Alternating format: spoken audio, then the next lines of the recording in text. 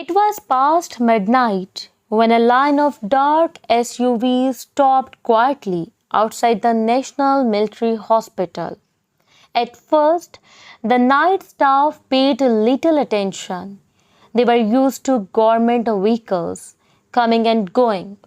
But when Donald Trump stepped out, flanked only by a handful of Secret Service agents, whispers quickly spread through the halls. This was no ordinary visit. There were no cameras, no reporters, no flashing lights.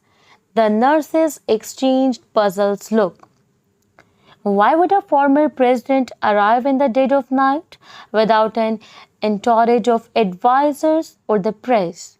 Trump adjusted his suit jacket, his expression unusually serious, and walked inside with steady determination.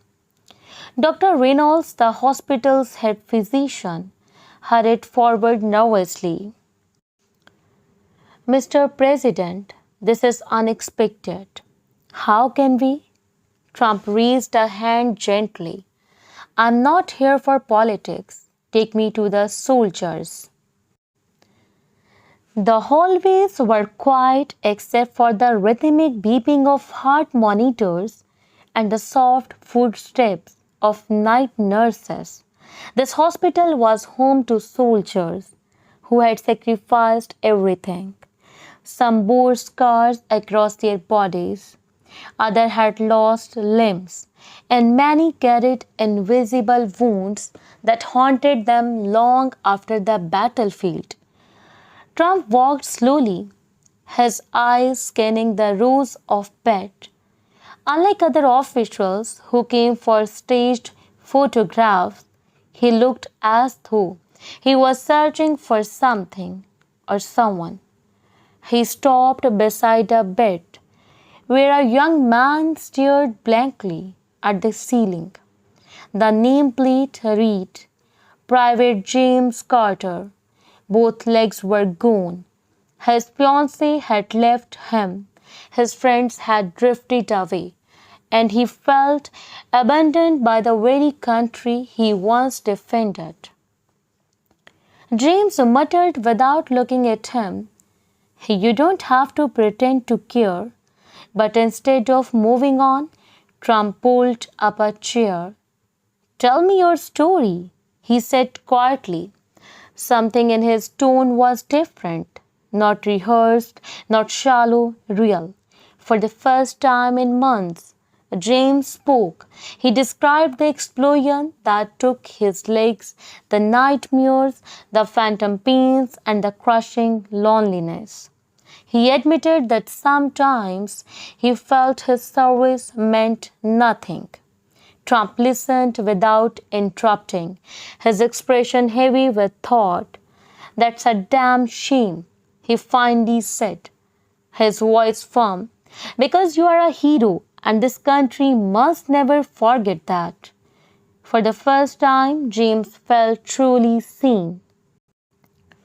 From a distance, a young nurse named Emily had been watching. She had witnessed James refuse the visitors, sink into despair, and shut out the world. But something about this encounter felt different. Gathering her courage, she approached. Mr. President, there are others like him.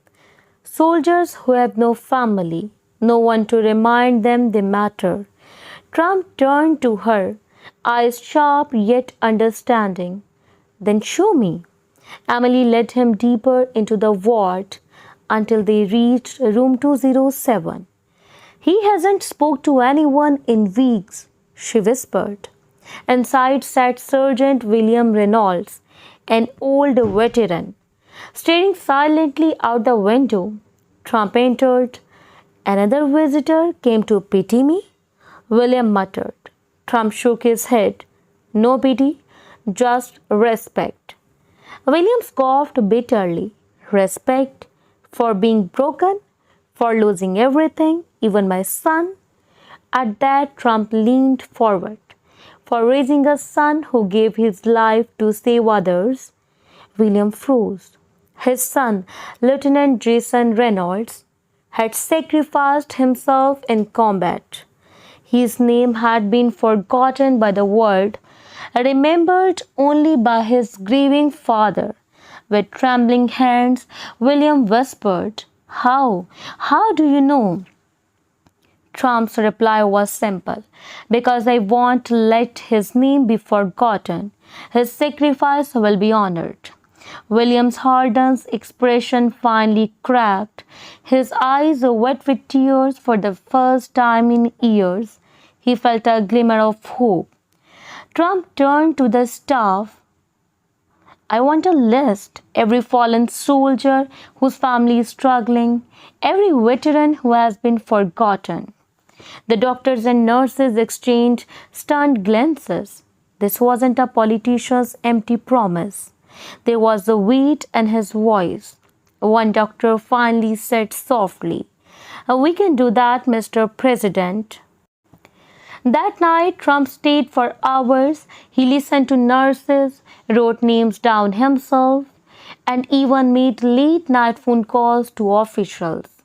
For once, the soldiers weren't just files in a cabinet, they were people, living stories that deserve to be remembered.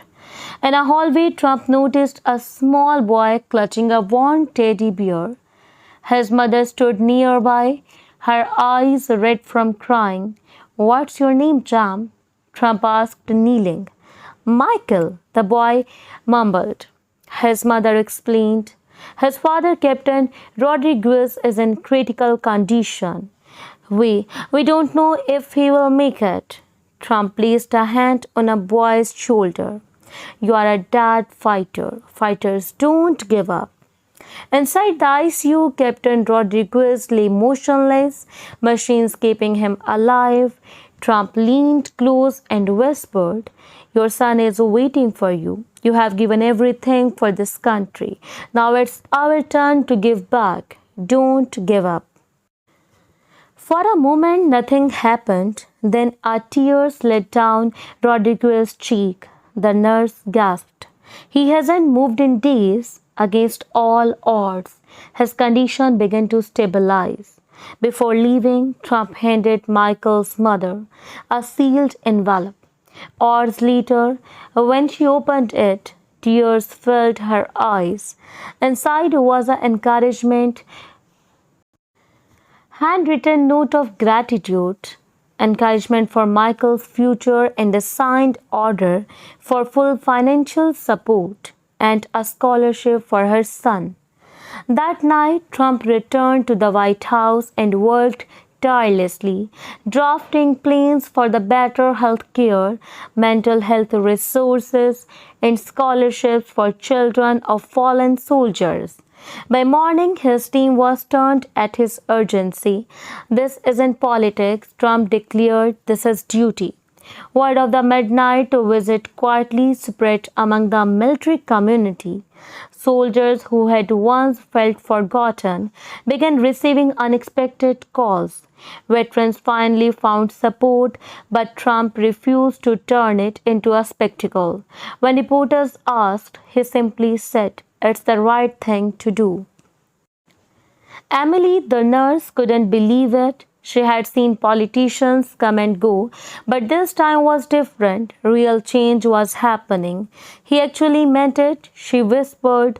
Months passed. James Carter once broken. Now led a support group for wounded veterans.